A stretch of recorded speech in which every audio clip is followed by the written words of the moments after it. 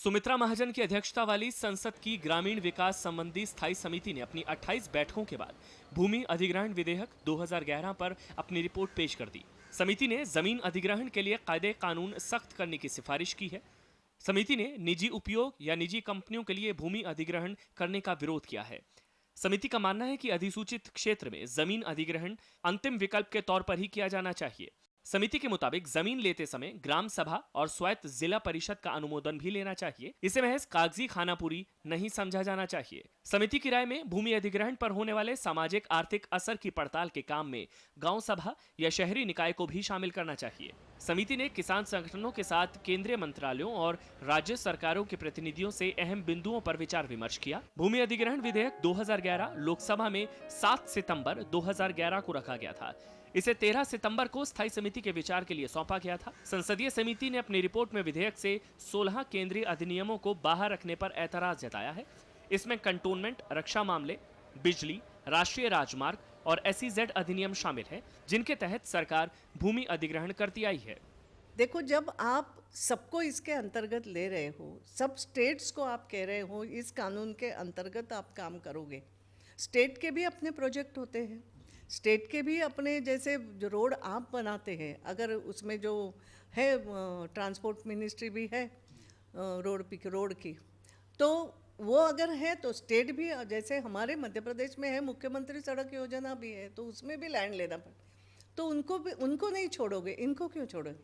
हमने इतना ही कहा है कि ये भी उसको बिल्कुल छोड़े नहीं, ये भी उसके अनुसार या तो अपने लैंड में, अपने एक्ट में रिहैबिलिटेशन के अनुसार उसमें बदल करे।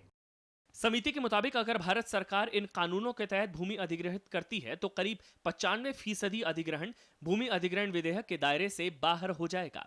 इसलिए समिति ने विधेयक में संशोधन की सिफारिश की है। समिति ने बहुफसली सिंचित जमीन की जगह खेती लायक किसी भी जमीन का अधिग्रहण ना करने की सिफारिश की है, क्योंकि देश की खाद्य सुरक्षा महज चावल गेहूं से ही नहीं हो सकती, इसमें मोटे अनाज भी अहम भूमिका निभाते हैं। समिति के मुताबिक आज भी 58% मजदूर खेतीबाड़ी पर निर्भर हैं और करोड़ों लोगों की आजीविका खेती से चलती है। लेकिन 1960 के दशक के बाद सरकार के साथ निजी क्षेत्र बड़े पैमाने पर भूमि अधिग्रहण कर रहे हैं। समिति ने अपनी रिपोर्ट में मुआवजे की राशि और पुनर्वास को लेकर भी सिफारिशें की हैं। जमीन खोने वालों को उचित मुआवजा दिलाने के लिए बहुसदस्यीय प्राधिकरण बनाना चाहिए। भूमि अधिग्रहण से संबंधित अधिसूचना जारी होने के बाद मुआवजा राशि 12% ब्याज के साथ दी जाए और अफसर गलती करे तो कठोर दंड दिया जाए। इसी तरह पुनर्वास प्रक्रिया की उचित निगरानी होनी चाहिए। समिति ने जमीन गंवाने वाले लोगों के लिए व्यापक पुनर्वास पैकेज की पड़ताल करते हुए सिफारिश की है। इन इलाकों से विस्थापित लोगों को ऐसे इलाकों में भेजना चाहिए जहां उन्हें काम तो मिले ही, साथ ही उनकी अपनी भाषा, संस्कृति और परंपराओं को सहेज के रखने का मौका मिले। राहत धनराशि से संबंधित मामले की दोबारा जांच हो और सभी धनराशियों को उपभोक्ता मूल्य सूचकांकों से जोड़ने का प्रावधान हो, इसके लिए वैधानिक उपाय किए जाएं।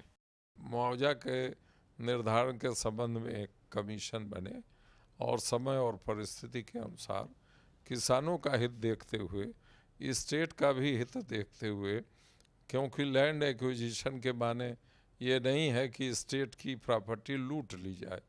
ये स्टेट के भी हित सुरक्षित रहें, किसानों के भी हित सुरक्षित रहें, किसानों को जीवन भर रोजगार की वहाँ सुविधा मिले और एक्विजिशन होने के बाद जो